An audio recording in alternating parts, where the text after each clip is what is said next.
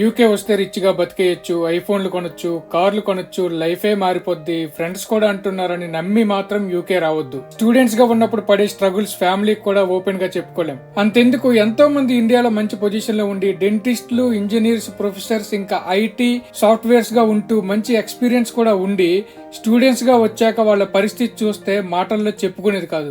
ఒక మాట గుర్తుపెట్టుకోండి, యూకే వచ్చే వాళ్ళు ఉంటే స్టూడెంట్ గా ఉన్నప్పుడు ఇక్కడ ఇండియాలో మనం పడని కష్టాలు, చెయ్యని వర్క్స్ కూడా చేస్తూ ఉంటాం. అన్నిటికీ సిద్ధపడే ఇక్కడికి రండి.